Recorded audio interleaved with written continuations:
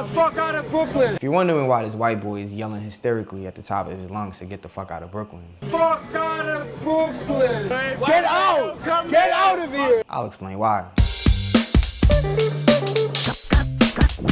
Let me introduce myself. My name's JD. I'm an aspiring comic, lived in Brooklyn my whole life, and you know, I'm on this new path of life.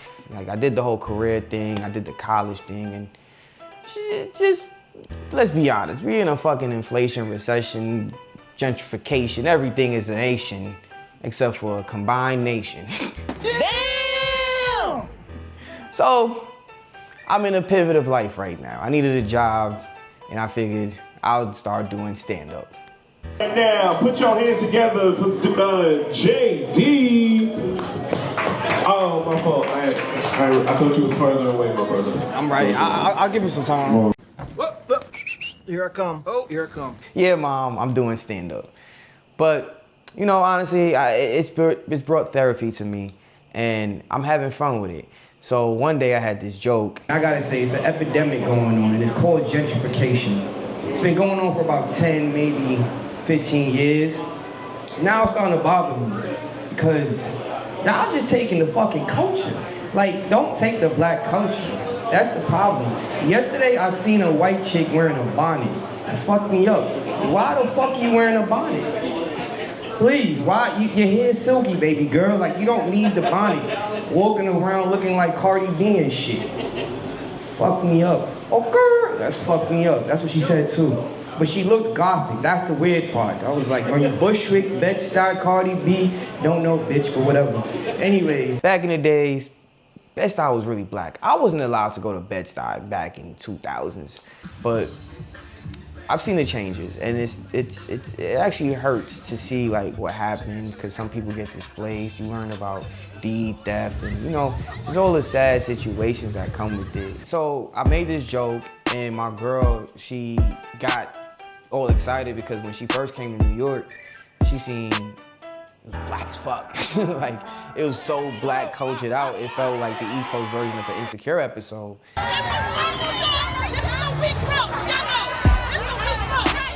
And she was just like, you know, it's very blanket right now. Blanket right now.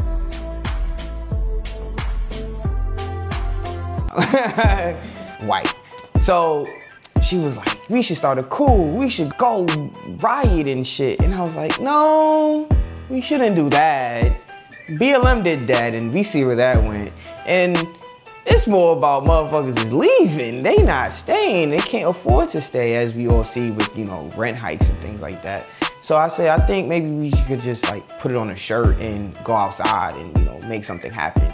So that's what we did. And I hollered at my boy Eric, and we put together this quick photo shoot, and you know, he had some things to say. Being from where I am in BK, just like watching my block change, watching a lot of my homies having to move, either their families get displaced because they can't afford it, rent going up. I mean, it's the same spiel I feel like we all hear about, but it's like when it's firsthand and you watch niggas have to get up and leave, and then you gotta really lean on social media, you gotta really lean on other ways to stay in touch with the homies, because like, it's tough when niggas gotta move. It's tougher when you grow up and then you gotta get jobs and find hobbies and you find yourself. Yeah, it's cool to, like, you know, that's life, that's being grown. You find yourself. Some friends that you had 10 years ago won't be here 10 years later, and I get that. But it's just a tough transition. And then having to deal with your friends got moved out, now some weird white family moved in. Now they're complaining about when y'all cook out front, or when y'all do this, or when y'all do that. Things that you consider tradition that you've been doing 5, 6+ years. Eric grew up in Bed-Stuy as well. He was back and forth heavily in the scene, like just, you know, outside. Like, we were all outside, but he was outside. As I was outside in Flatbush, he was outside in Bed-Stuy. Facts, bro. Everything becomes a living situation at this point, and everything just becomes living. It's either that or storage unit. That's a fact. That's a fact. Or it's a coffee shop. Fact. You know what I mean? Fact. Watch your old crib turn into a coffee shop real fast, my nigga. Believe that. You know, you lose friendships. You really lose that community and bond that you had, and now you turn 30 and you're kind of stuck. You're like, not stuck, but lost. And that's kind of how, you know, the displacement affects the native New Yorkers, because everything we know kind of just goes away, right? Like, you know this, you see this here, and it's still here, but it's not what it was. It's just a distant memory, and now you're just caught up in the grind of New York. When gentrification hits, people take it so hard. Because when you live in New York almost feels like its own kingdom, its own state, its own, like New York City feels like its own state, its own like, you know what I mean? Its own republic, like, you know what I'm saying? Like, cut us off, we'll start our own shit and we'll be better than America, you know what I'm saying? Type shit. And when things happen, because we're so deep-rooted in culture, deep-rooted in, you know what I'm saying, like mom and pop shops, you know, I remember, like, for example, knowing my friend's aunt had her own little, like, corner store running out of the downstairs of her brownstone. You know what I'm saying? Shit like that. Little things like that when I was young was, like, very interesting to me, very cool. And it's like, that shit's gone, bro. A lot of that stuff's gone because rent get raised. You know what I'm saying? People can't survive. You know what I'm saying? It's tough. It's tough to watch. Like when Barclays got built, that kind of sucked. Like, don't get me wrong, like, people got jobs. It was super bittersweet, mostly bitter because people lost jobs, just a lot of history got knocked down to build this big ass stadium. And yes, it created jobs. You know, my girl worked there. Like, things were made out of that. But like, at what cost? You know what I'm saying? Like, I watch Brooklyn culture kind of like slip through our fingers. Sometimes we have it, sometimes we don't. I do feel like white people are getting a little more integrated. There's not a lot of like pushback as far as like people, you know, noise complaints or complaining about what the neighborhood does. Fire hydrants on, niggas outside blasting music, whatever. Like, what makes, especially like Brooklyn, because I always tell people, especially people who are not from here, like, if you don't come to New York, come during the summer. Come to Brooklyn summer type shit, you can't beat it. You know what I'm saying? Yeah, like, it can be active. You just gotta know where to go and have a good tour guide at this point. And that's when I made a phone call to my boy Charlie. He's a theater kid. A great thespian, I must say. Hope to see him on maybe Broadway if he wants that. But quick segue, but he put me onto theater. Check it out. As somebody who, like, I started my own theater company, and I think about, like, you know, the way that people perceive, like, theater, and like it's like me. Theater's supposed to be a way for like the people to kind of collectively process emotions and experiences. Yeah. You know, it's thousands of years old, and court gesture, right? Yeah. And now it's been turned into like, oh, the theater, like like people talk about, and it is a hoity-toity fucking thing. But I feel like it was always like that. I watched, what's homie's name? One of these piano dudes. I forgot the name. Not Wolfgang. Mozart. Yeah. Mozart has a movie that's amazing. It's old as shit. Amadeus? Yes, Amadeus. Yeah. But seeing that, I'm like, okay, is that not what theater was? Is what I'm trying to ask. I feel like even Shakespeare, boom, which now is like, people are like studying it in universities, and it's like, are they not always doing that? They were, but like at the time, when Shakespeare was publishing those plays, no, they did. Okay. But well, especially because at that time, to be publishing shit, like, you kind of had to be buddy-buddy with the king, because censorship was just a sword against your throat back then. But like, you know what I mean? Yeah. But, bro, the theater that they built to perform all Shakespeare's plays, it was called the Globe Theater. And it was for the people, bro. Shakespeare. Yeah. It was for the people. You can go and visit in England now. But bro, it was just like general admission down on the floor, and it was the common people eating and buying concessions and fucking pissing everywhere. People were shit-faced, yelling at the stage, throwing shit. It was raucous. It was rowdy. It was like the peasants of like 1500s England going and getting their emotions fucking out. Like, can I make this like relation real quick? Would you say it's similar to what hip hop was in the Bronx? Yeah, absolutely. There you go. Absolutely. Boom. Yes. It's exactly like, right. Here's the overlap with like, you want to do this project because plays is for black folks that are from here, right, to hang out and do shit, or they're disappearing. To exist here is becoming inaccessible in and of itself. It's not for the common folk no more. Like, Bed-Stuy, the culture became the culture because it was shit due to lack of, right? So we created a lot of shit. That's how you get the culture. The culture is the culture in New York. Bed-Stuy, especially Flatbush, all these different neighborhoods. But now it's like everything's just being commercialized. Like I feel like the whole New York is Disney.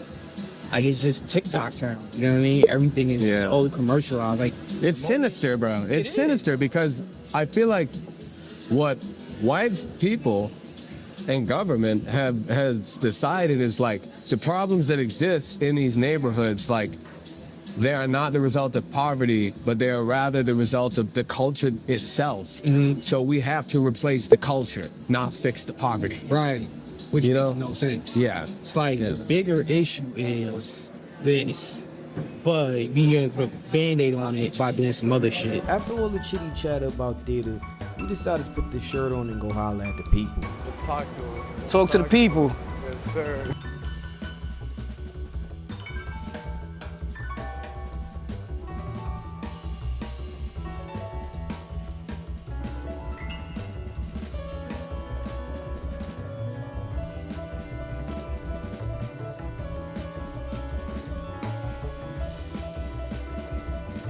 People loved him so much, they started taking pictures with him. Peep this. Very on brand. Yeah. What's your name? I'm Nefertiti. I'm Charlie. Nice to meet you, Nefertiti. Yeah. It's custom made. Custom made. Yeah. Very ironic. Right? When things started going left. Conceptually black, right? Conceptually black? Yes. Literally, figuratively. But we'll keep you. What do you mean? Explain. Culturally black. Black. People are trying to supplant the culture Okay. and get rid of like the shit that's going on, that's been going on here. Well, explain. What do you mean? Because I mean that new populations of people that are like yourself. Yes, that are completely ignorant to the history of people that have lived here for multiple generations. Right. Think that those people and the culture that they have created is a problem that needs to be replaced. Of course, it's deeper than that, but that campaign, and I'm a Bed-Stuy native, so my house is right across the street. My dad grew up there, we all grew up there generationally. The sign that says like, what if Bed-Stuy was a black utopia, like in the neighborhood, but it used to be a black utopia. And so what you were saying as far as like erasure and such, signs like that erases, or it doesn't allow people to learn the history of what this neighborhood used to be before gentrification and predatory theft, you know, and all of the things and buying out and stuff like that. So I was saying, this caught my eye because I was like, well, we need to get like shirts or whatever that says Make Bed-Stuy Black Again, because it was a thriving community for white flight back in what, like the 50s or so, and then like when, you know, it's a long history when the migrants from the South came up and they started buying them the brownstones or whatever because they were dirt cheap, and that's when the white people that were living here moved to like Long Island, Staten Island, or whatever the case is. So it's all really how Bed-Stuy became black. But now it's just a lot. So yeah, but I like this. You and your family have been in the neighborhood for 60 years. How is gentrification changing the way that you live day to day? The problem? Like I said, it's loaded, right? Because for homeowners, we get harassed by people that are like, we'll buy your house, we'll buy your house. And, you know, there's like this underlying fear. Like, if you are not currently facing, you know, legal proceedings with deed theft and, you know, somebody trying to steal your property or whatever, there's always this lingering feeling that, like, am I next? Are we next? You know, are they going to try to do something to force us out of our home? You know, a home that my grandmother essentially paid off before she died in 2010. And so you have that.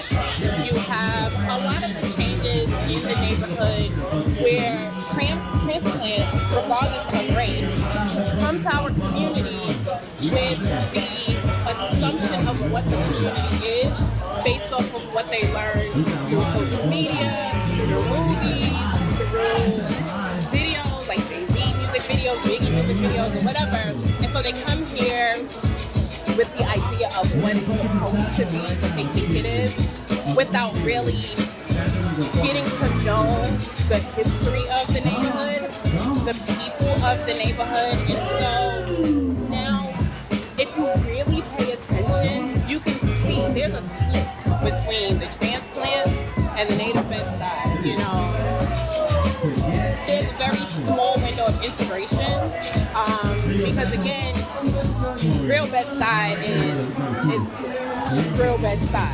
You know, we're wonderful people, we're nice people, but we're not fancy. We're not going to sugarcoat shit, but we got a lot of people that come from places where it's like instantly their feelings get hurt. You know, so it's a lot of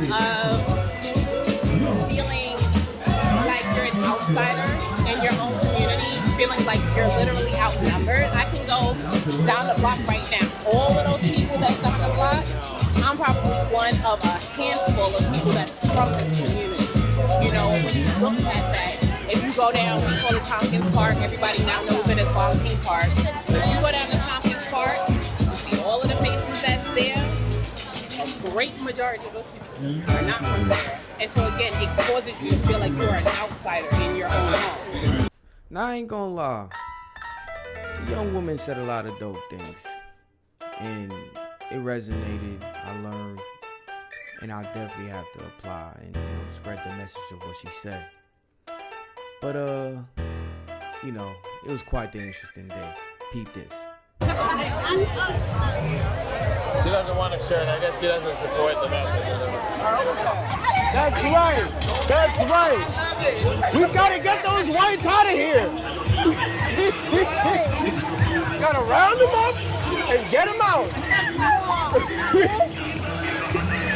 Get them all together in one pen somewhere. Yeah. What? Yeah, go ahead. That's what it's all about. That's right. Too many whites coming around here. Would